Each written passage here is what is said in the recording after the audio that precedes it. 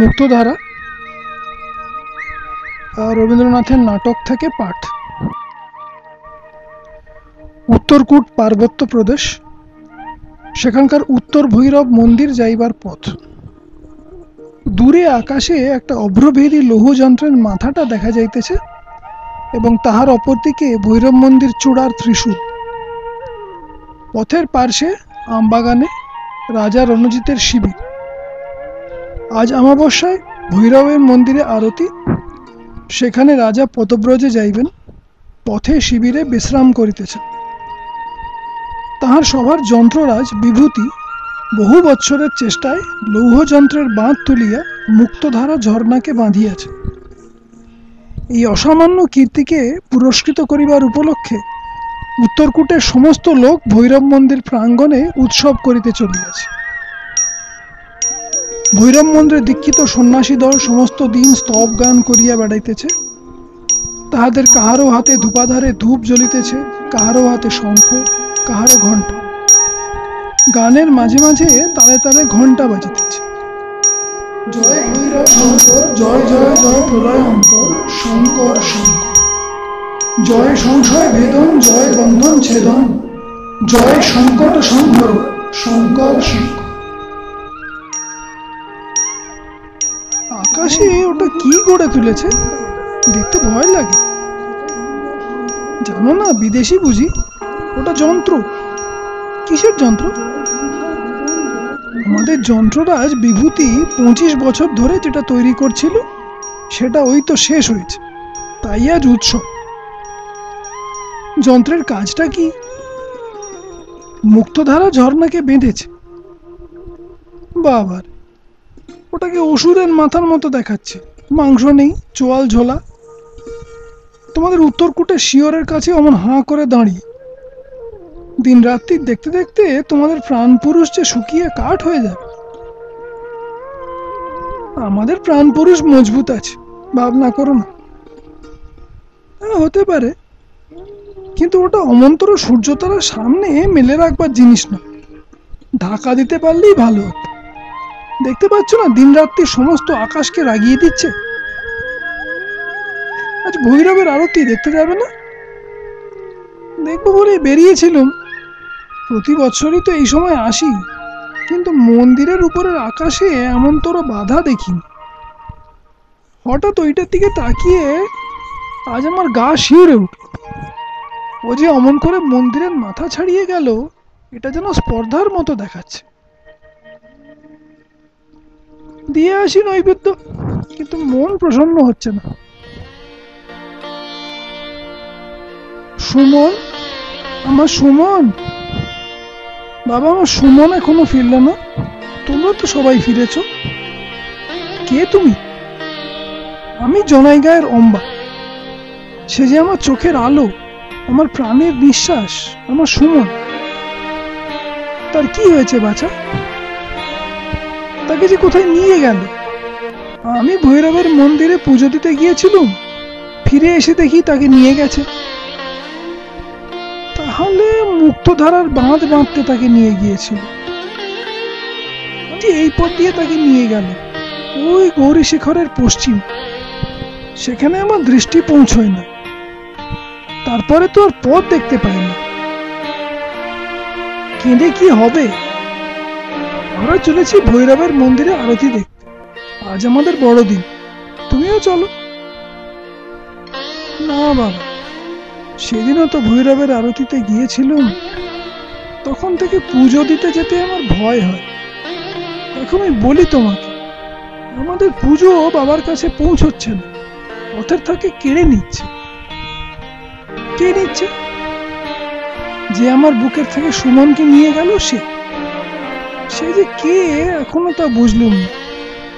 সুমন, আমার সুমন, বাবা সুমন। যন্ত্ররাজ বিভূতি যুবরাজ আমাকে পাঠিয়ে দিল। কি তার আদেশ? এতকাল ধরে তুমি আমাদের মুক্তধারার ঝর্ণাকে বাঁধ দিয়ে বাঁধতে লেগেছ। বারবার ভেঙে গেল, কত লোক ধুলোবালি চাপা পড়লো, কত লোক বন্যায় ভেসে গেল। আজ শেষে তাদের প্রাণ দেওয়া ব্যর্থ হয়নি, আমার বাঁধ সম্পূর্ণ হয়েছে। শিবতলাইয়ের প্রজারা এখনো এ খবর জানে না। তারা বিশ্বাস করতেই পারে না যে দেবতা তাদের যে জল দিয়েছেন কোনো মানুষ তা বন্ধ করতে পারে। দেবতা তাদের কেবল জলই দিয়েছেন, আমাকে দিয়েছেন জলকে বাঁধবার শক্তি। তারা নিশ্চিন্ত আছে, জানে না আর সপ্তাহ পরেই তাদের চাষের ক্ষেতের কথা কি বলছো? সেই ক্ষেত শুকিয়ে মারাই কি তোমার বাঁধ বাঁধার উদ্দেশ্য ছিল না? বালি পাথর জলের ষড়যন্ত্র ভেদ করে মানুষের বুদ্ধি হবে জয়ী, এই ছিল উদ্দেশ্য। কোন চাষির কোন ভুট্টার ক্ষেত মারা যাবে সে কথা ভাববার সময় ছিল। যুবরাজ জিজ্ঞাসা করেছেন, এখনো কি ভাববার সময় হয়নি? না, আমি যন্ত্রশক্তির মহিমার কথা ভাবছি। ক্ষুদিতের কান্না তোমার সে ভাবনা ভাঙাতে পারবে না। না, জলের বেগে আমার বাঁধ ভাঙে না, কান্নার জোরে আমার যন্ত্র টলে না। অভিশাপের ভয় নেই তোমার?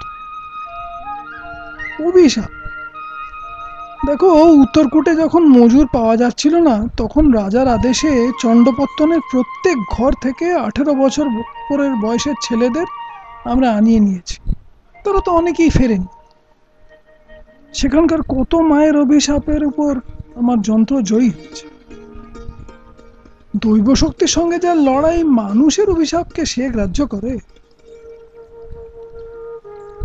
যুবরাজ বলেছেন, কীর্তি গড়ে তোলার গৌরব তো লাভ হয়েইছে, এখন কীর্তি নিজে ভাঙবার যে আরো বড় গৌরব তাই লাভ করে। কীর্তি যখন গড়া শেষ হয়নি তখন সে আমার ছিল, এখন সে উত্তরকূটের সকলের, ভাঙবার অধিকার আমার নেই। যুবরাজ বলেছেন, ভাঙবার অধিকার তিনিই গ্রহণ করবেন। স্বয়ং উত্তরকূটে যুবরাজ এমন কথা বলেন? তিনি কি আমাদেরই নন? তিনি কি শিবতলাইয়ের? তিনি বলেন, উত্তরকূটে কেবল যন্ত্রের রাজত্ব নয়, সেখানে দেবতাও আছে, এই কথা প্রমাণ করা চাই। যন্ত্রের জোরে দেবতার পদ নিজেই নেব, এই কথা প্রমাণ করার ভার আমার উপর। যুবরাজকে বলো, আমার এই বাঁধ যন্ত্রের মুঠো একটুও আলগা করতে পারা যায় এমন পথ খোলা রাখি। ভাঙনের যিনি দেবতা, তিনি সবসময় বড় পথ দিয়ে চলাচল করেন না। তার জন্য যেসব ছিদ্র পথ থাকে সে কারো চোখে পড়ে না। ছিদ্র? সে আবার কি? ছিদ্রের কথা তুমি কি জানো? আমি কি জানি?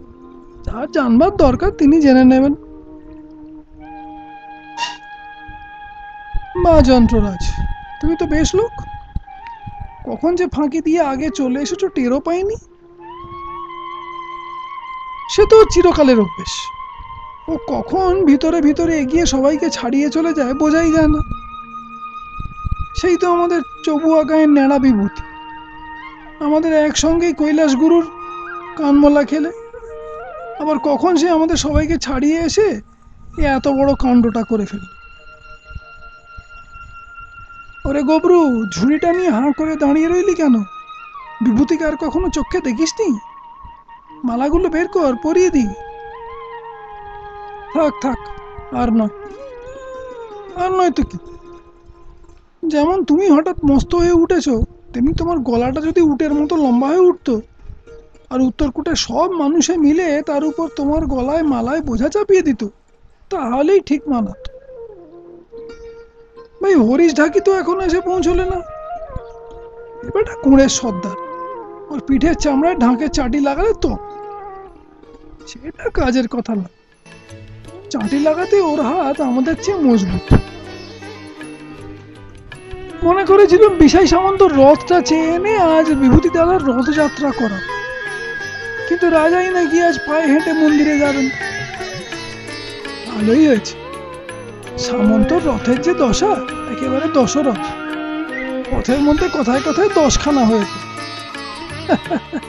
দশরথ, আমাদের লম্বু এক একটা কথা বলে দশরথ। সাধে বলি, ছেলের বিয়েতে ওই রথটা চেয়ে নিয়েছিল, যত চড়েছি তাতে টেনেছি অনেক।